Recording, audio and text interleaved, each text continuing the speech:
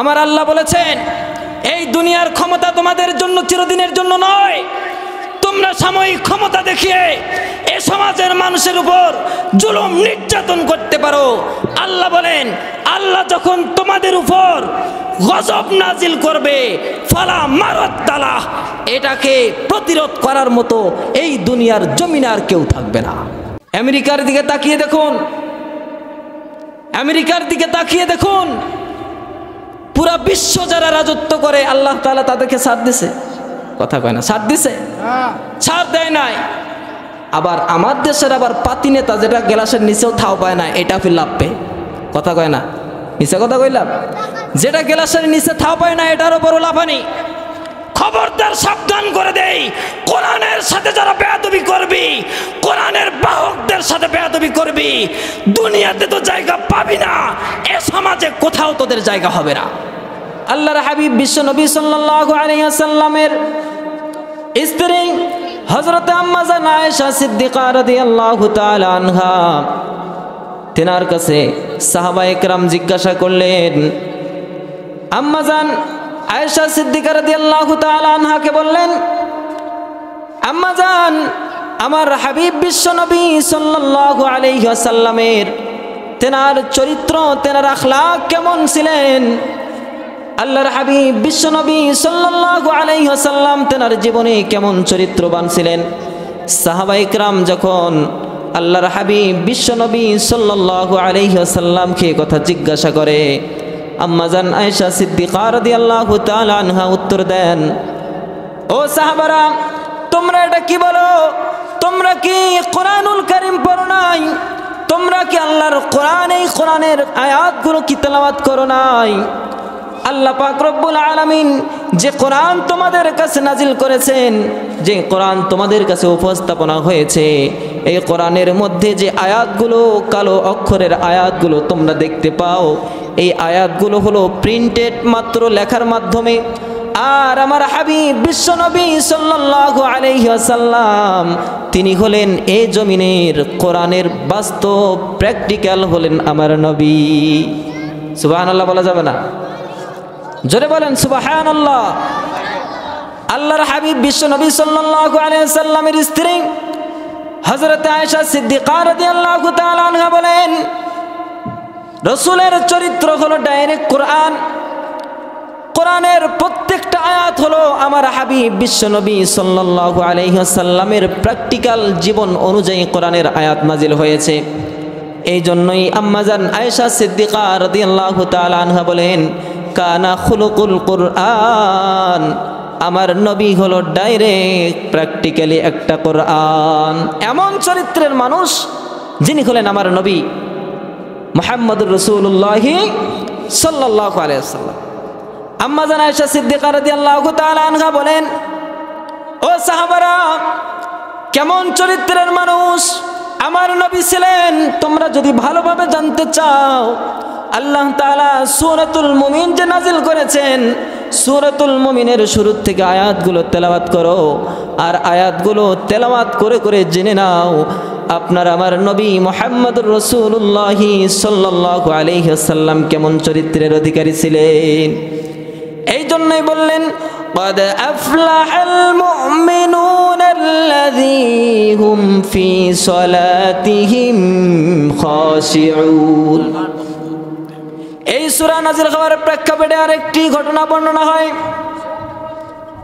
হযরত ওমর ফারুক রাদিয়াল্লাহু তাআলা আনহু বলেন, হঠাৎ করে একটি সময় এলো, যে সময়ের মধ্যে মৌমাছির বুনবুন আওয়াজ শুরু হয়ে যায়। সাহাবায়ে কেরাম বিশ্ব নবী সাল্লাল্লাহু আলাইহি ওয়াসাল্লামের মজলিসের মধ্যে উপস্থিত ছিলেন। এমন সময় দেখার সঙ্গে সঙ্গে ওমর ফারুক রাদিয়াল্লাহু তাআলা আনহু বলে, এই যে আওয়াজ শোনা যায় মনে হয় বিশ্ব নবী সাল্লাল্লাহু আলাইহি ওয়াসাল্লামের কাছে মনে হয় কোরআনের আয়াত আসতেছেন। সবাই অপেক্ষমান আল্লাহর হাবিবের কাছে কোরআনের কি আয়াত আসতেছে, এই আয়াতগুলো শ্রবণ করার জন্য সাহাবায়ে কেরাম অপেক্ষমান হয়ে আছেন। হঠাৎ করে আল্লাহর হাবিব বিশ্ব নবী সাল্লাল্লাহু আলাইহি ওয়াসাল্লাম কিবলার দিকে ফিরে বসলেন। কিবলার দিকে ফিরে বসে পড়তে লাগলেন, আল্লাহুম্মা জিদনা ওয়ালা তানকুসনা ওয়া আকরিমনা ওয়ালা তাগিন্না ওয়া আ'তিনা ওয়ালা তাহরিমনা ওয়া আসিরনা ওয়ালা তুসির আলাইনা ওয়া আরদিনা ওয়া আরদ আন্না। আল্লাহর হাবিব বিশ্বনবী সাল্লাল্লাহু আলাইহি ওয়াসাল্লাম এই দোয়া পড়লেন। দোয়া পড়ে বলেন, আয় আল্লাহ, আপনি আমাদের কাছ থেকে সংকুচিত দূর করুন, আমাদের কাছে নিয়ামতের বৃদ্ধি দান করেন। রব্বে কারীম, আয় আল্লাহ, আপনি আমাদেরকে দান করেন, কোনো কিছু থেকে আপনি আমাদেরকে বঞ্চিত করিয়েন না। আল্লাহকে ডাক দিয়ে বলে, আল্লাহ, আপনি আমাদেরকে আমাদের উপরে অন্যকে আমাদের উপরে ভূমিকা চালানোর থেকে বিরত রাখুন। আমরা যেন অন্যের উপরে প্রভাব খাটাইতে পারি সেই তৌফিক আল্লাহ আপনি আমাদেরকে দান করেন। অন্যরা যেন আমাদের পিছনে তারা যেন ভূমিকা অবলম্বন করতে না পারে। এরপরে বলে, আল্লাহ ওয়া আরদি আন্না ওয়া আরদিনা ওয়া আরদ আন্না। রব্বে কারীম, আল্লাহ, আপনি আমাদের উপর সন্তুষ্ট হয়ে যান, আমরাও যেন আপনার কাছে সন্তুষ্টপূর্ণ চিত্র বান্দা হতে পারি সেই তৌফিক দান করেন। এইরকম বলার পরে সাহাবায়ে কেরাম বসে রয়েছেন। ওমর ফারুক রাদিয়াল্লাহু তাআলা আনহু হঠাৎ করে বিশ্বনবী সাল্লাল্লাহু আলাইহি ওয়াসাল্লামকে ডাক দিয়ে বললেন, ইয়া রাসূলুল্লাহ, ইয়া হাবিবাল্লাহ, আজকে এইরকম আয়াত আসার পরে এইরকম দোয়া আপনার জবান থেকে আসা আমরা সর্বপ্রথম শুনলাম, এর কারণ কি? আল্লাহর হাবিব বিশ্বনবী সাল্লাল্লাহু আলাইহি ওয়াসাল্লাম বলেন, ও সাহাবায়ে কেরাম, আমি যখন বসেছিলাম কোরআনের আয়াতগুলো যখন আমার কাছে অবতীর্ণ হয়, এমন কিছু আয়াত আমার কাছে অবতীর্ণ হয়েছে যে আয়াতের মাধ্যমে আল্লাহ পাক রব্বুল আলামিন আমার উম্মতের জান্নাতে যাওয়ার জন্য মাপকাঠি বর্ণনা করে দিয়েছে। আল্লাহর হাবিব বিশ্বনবী বলেন, ও সাহাবায়ে কেরাম, জান্নাতুল ফিরদাউসের অধিকারী যদি তোমাদের মধ্যে যদি কেউ জান্নাতুল ফিরদাউসের অধিকারী হতে চাও, আর কেউ যদি এই জান্নাতুল ফিরদাউস চায়, সে যদি সূরাতুল মুমিনের শুরুতে আল্লাহ পাক রব্বুল আলামিন মুমিনদের ব্যাপারে যে সিফতগুলো বয়ান করলেন, এই সিফতের অধিকারী যারাই হবে, এই গুণের অধিকারী যারাই হবে, আল্লাহ পাক রব্বুল আলামিন জান্নাতুল ফিরদাউসের তৌফিক আল্লাহ তাআলা তাকে জান্নাতুল ফিরদাউসের অধিকারী বানায়া দিবে। সম্মানিত হাজিরিন, যেটা বলতে চাইলাম, সূরা মুমিনের মাধ্যমে আল্লাহ তাআলা খাঁটি মুমিন কারা, মুমিনদের গুণাগুণ, মুমিনদের সিফাত বয়ান করতেছে। আজকে আমাদের সমাজে আমরা সফলতা বলতে কি বুঝি? আল্লাহ যে বললেন, কদ আফলাহাল মুমিনুন, সফল কাম মুমিন কারা? সফল কাম মুমিন তো তারাই যাদের ব্যাপারে এই গুণাগুণগুলো বর্ণনা করা হয়েছে। কিন্তু দুঃখের বিষয়, আমরা সফল কাম বলতে বুঝি এই দুনিয়ার জমিনে যারা অট্টালিকার মালিক হয়েছে। সফল কাম বলতে বুঝি এই দুনিয়ার জমিনে যারা ক্ষমতার মালিক হয়েছে। সফল কাম বলতে বুঝি এই দুনিয়ার জমিনে যারা সবচেয়ে বড় অর্থ সম্পদশালী হয়েছে, তারাই সফল কাম, আর অন্যরা সবাই হলো নাকাম। ঠিক কিনা? ভুল বললাম? আমরা সফল কাম বলতে, কামিয়াব বলতে কি বুঝি? যেমন বাস্তব একটা কথা বলি, আপনাদের সমাজে যখন কোনো ছেলে বলবে বিয়ের উপযুক্ত হয়েছে, কয়ে বাবা আমি বিয়ে করব, কয়ে এখনো নিজের কামাই নিজেই করতে পারিস না, নিজের 4 টাকা নিজে খাইতে পারিস না, আবার বিয়ে করতে চাস? কথা কেন বলি কিনা? আওয়াজ দিবেন, বলি কিনা? তার মানে সফলতা মানে কি বুঝে? পকেটে টাকা না থাকলে এর কোনো সফলতা নাই, পকেটে পয়সা না থাকলে এর সফলতা নাই। সমাজে যদি 2-1টা কথা বললে তার কথা কেউ না নেয়, তাহলে এটাও সফলতা নয়। এটা হলো আমাদের দুনিয়ার মানচিত্রের, দুনিয়ার সমাজের প্রচলন হলো এটাই। আমাদের সমাজের সফলতার ব্যাখ্যা হলো এটাই। কিন্তু আমাদের এই ব্যাখ্যাকে, আমাদের এই চিন্তা ধারণাকে একেবারেই পরিবর্তন করতে হবে। আল্লাহ বলছে, না, সফল কাম দুনিয়ার মানচিত্র, দুনিয়ার সমস্ত ক্ষমতার অধিকারী হলেই শুধু সফল কাম হওয়া যায় না, এটার নাম সফলতা নয়। কদ আফলাহাল মুমিনুন, ওই সমস্ত মুমিনরাই হলো সফল কাম যাদের কাছে কোরআনের এই সিফতগুলো রয়েছে। সুবহানাল্লাহ বলবেন না? আল্লাহ তাআলা আমাদের জন্য দয়াশীল কি দয়াশীল না? কথা কেন? আল্লাহ আমাদের জন্য দয়াশীল কি দয়াশীল না? আমাদের জন্য আল্লাহ তাআলা এমন দয়াশীল, মুমিনদেরকে যেমনিভাবে আল্লাহ তাআলা দুনিয়ার ময়দানে নিয়ামত দিয়ে ভরপুর রেখেছেন, ঠিক কিয়ামতের ময়দানেও তার থেকে হাজার গুণ বেশি মুমিনরা আল্লাহ তাআলার পক্ষ থেকে নিয়ামত পাবে। সুবহানাল্লাহ বলা যাবে না? সে আল্লাহর নামটা একবার নেওয়া যাবে না? বলেন আল্লাহু আকবার, আওয়াজ দিয়ে বলেন আল্লাহু আকবার। যারা বাহিরে আছে আমাদের আওয়াজ শুনে তারাও যেন চলে আসে, সকলে বলেন আল্লাহু আকবার। আল্লাহু আকবার বলো, আল্লাহু আকবার, আল্লাহু আকবার বলো, আল্লাহু আকবার, আল্লাহু আকবার বলো, আল্লাহু আকবার, আল্লাহু আকবার বলো, আল্লাহু আকবার।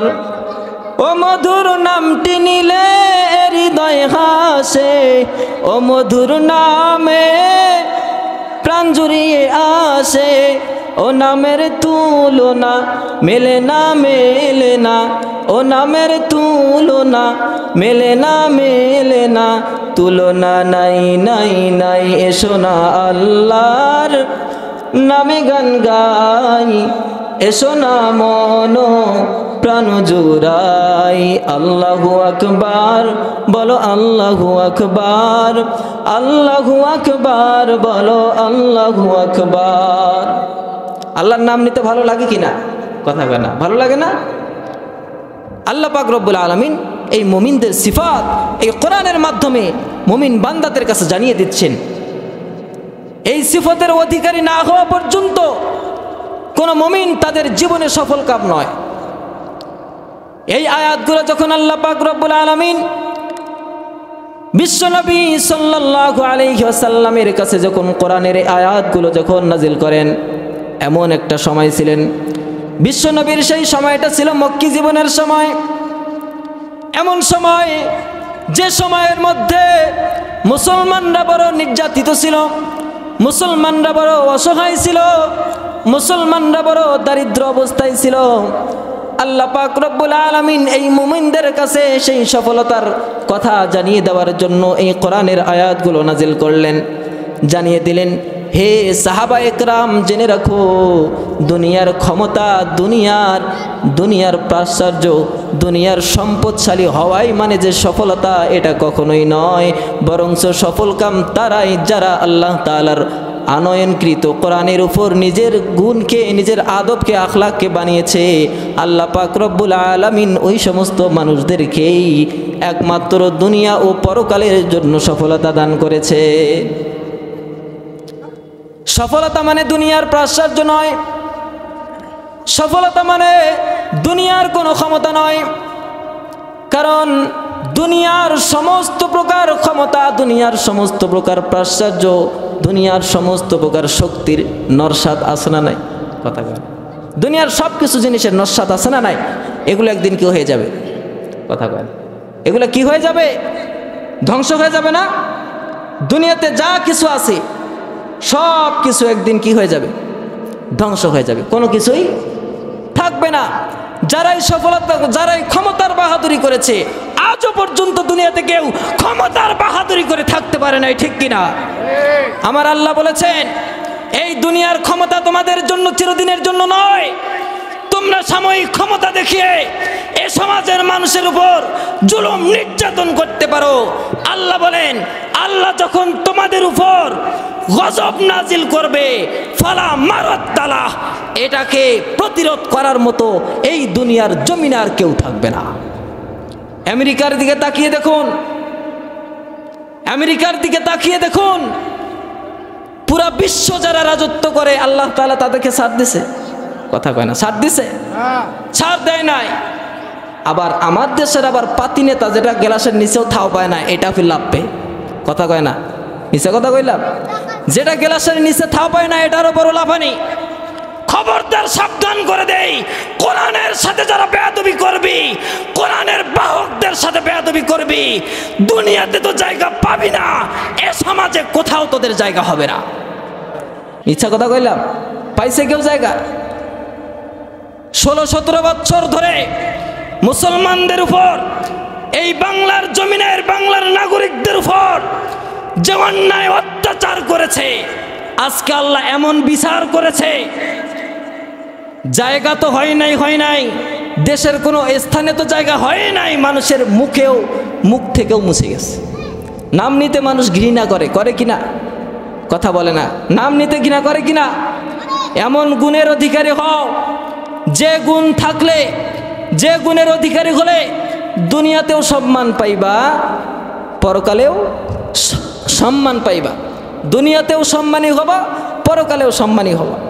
তাছাড়া তুমি যদি সাময়িক একটু ক্ষমতার কারণে, ওরে বাপ রে বাপ, একটা ব্যাঙ দেখে একজন যায় দেখে কি জানেন, যে ব্যাঙে হাতিরে লাথি মারতেছে। কথা বলেন, ব্যাঙ কারে লাথি মারে? আওয়াজ করে বলেন, ব্যাঙ কারে লাথি মারে? হাতির। এখন পাশের থেকে এক লোক চিন্তা করে, হায় রে হায়, কি ব্যাপার, ব্যাঙ তো হাতি দেখলে পলায়, আজকে ফির ব্যাঙ হাতিরে লাথি মারে কেন? একটু পরে ব্যাঙটারে সরাই দেখে ব্যাঙের নিচে একটা 1 টাকার কয়েন পড়ে আছে। কথা কয় না? কিসের কয়েন? 1 টাকার কয়েন আছে। কয় ওরে বাপ রে বাপ, এই ব্যাঙ 1 টাকার গরম সহ্য করতে না পারে হাতিরে লাথি মারতেছে। এ যদি কোনো সময় একবার যদি হাতির পায়ের নিচে যায়, তো শেষ হয়ে যাবে। থাকবে? হ্যাঁ, এ যদি হাতির পায়ের নিচে যায়, এর অস্তিত্ব খুঁজে পাওয়া যাবে না। আমাদের সমাজের বর্তমান চিত্র হয়েছে এটা। আমাদের সমাজের বর্তমান চিত্র হয়েছে এটা।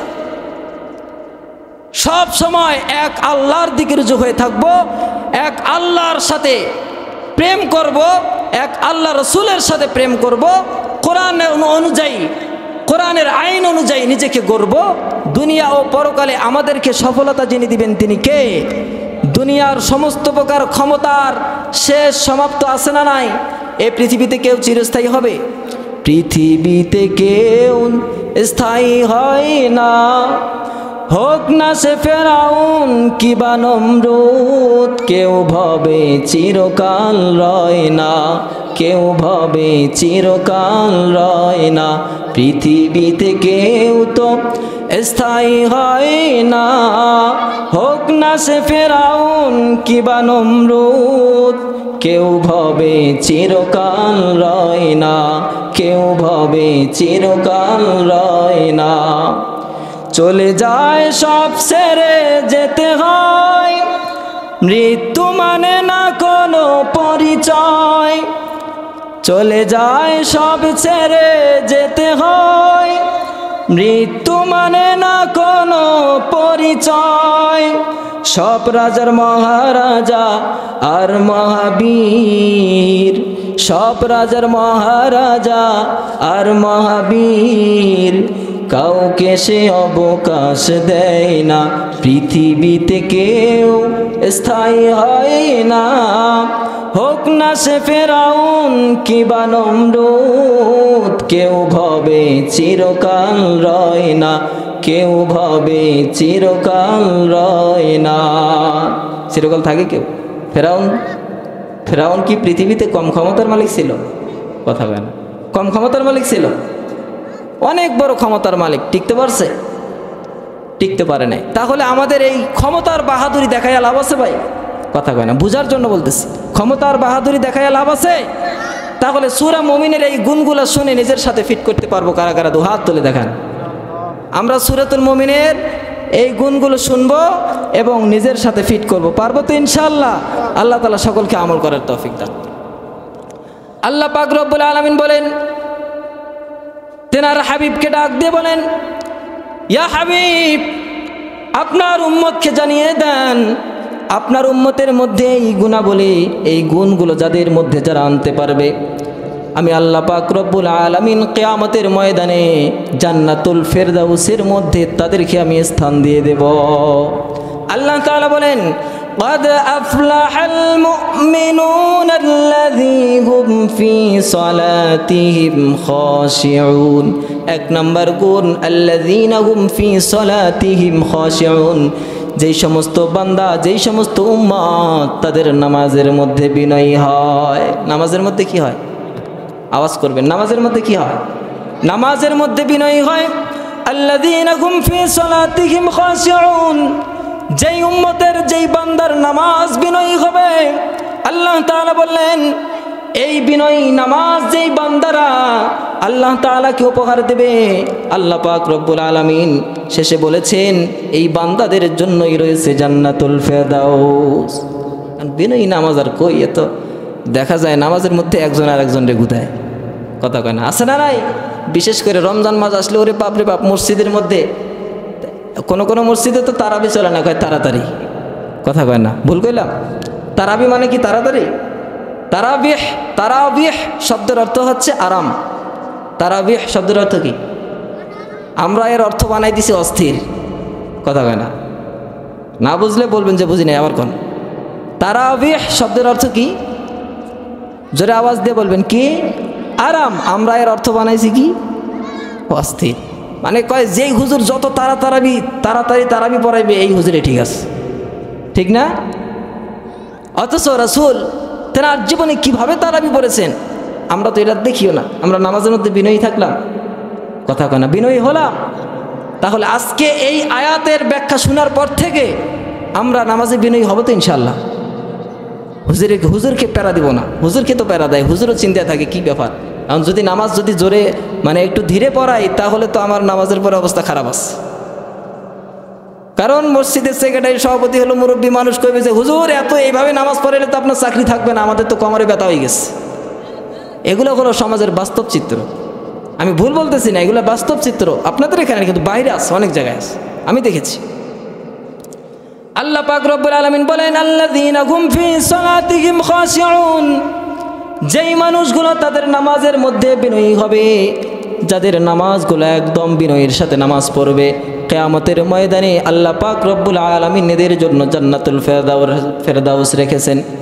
বিশ্বনবী সাল্লাল্লাহু আলাইহি ওয়াসাল্লাম নামাজের ব্যাপারে বলেন, হে উম্মতগণ, তোমরা যখন নামাজ আদায় করবা, যখন নামাজে দাঁড়াইবা, ইদা সলাতুকা, যখন তোমাদের নামাজ তোমাদের সামনে উপস্থাপন হবে, তখন তোমরা এমনভাবে নামাজ পড়ো, সলাতান মুয়াত্তাআন, মনে হয় তোমরা এইভাবে নামাজ পড়বা, মনে করবা যে আমার জীবনের এটাই হলো সর্বশেষ নামাজ।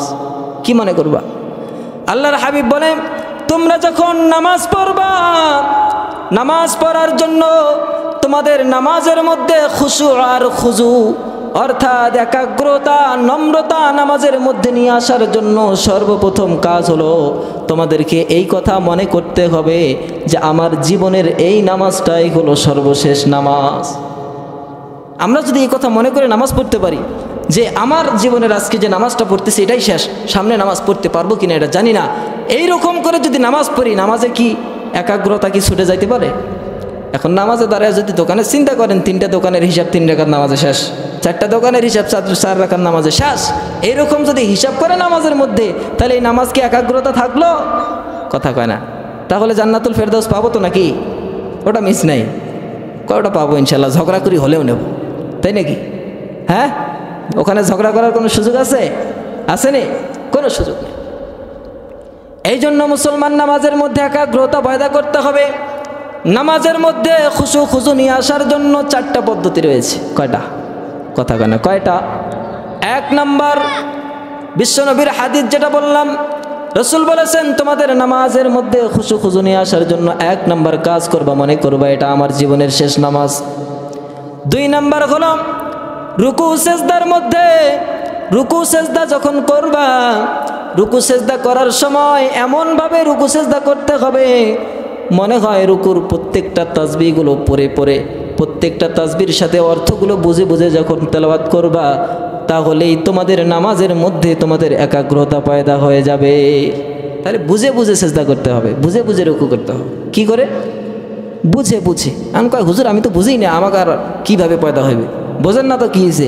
আপনি দুনিয়ার সব কিছু বোঝেন, আপনার জমি যদি কেউ এত না ঠেলে, ওরে বাপরে বাপ অমুকি আমার জমিতে একটা কোদাল মারছে, আর নামাজের এই সামান্য বিষয়টা বুঝেন না।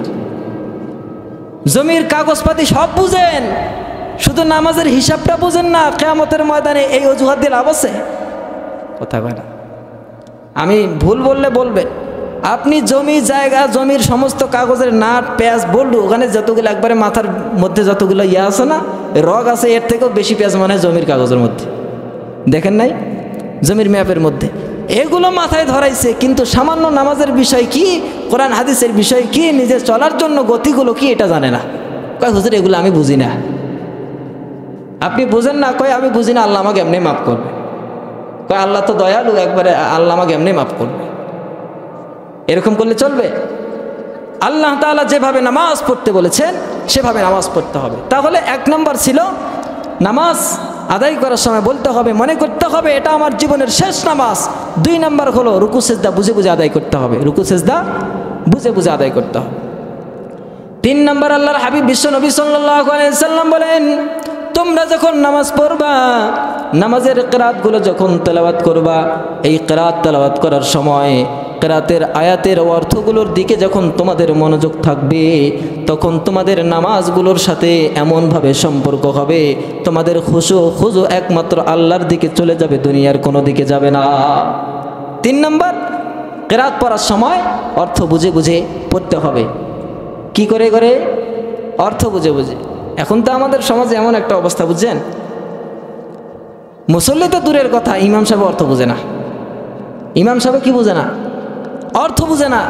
এখন আবার জিজ্ঞাসা কয় কি, অমুক হুজুর রাখছি, বাপরে বাপ মেলা টাকা দেওয়া লাগে, হুজুরটা একটু পাল্টান। কয় হুজুর 2-3 হাজার টাকায় মসজিদের ইমাম পাওয়া যায় না? কথা কয় না। কি কয়?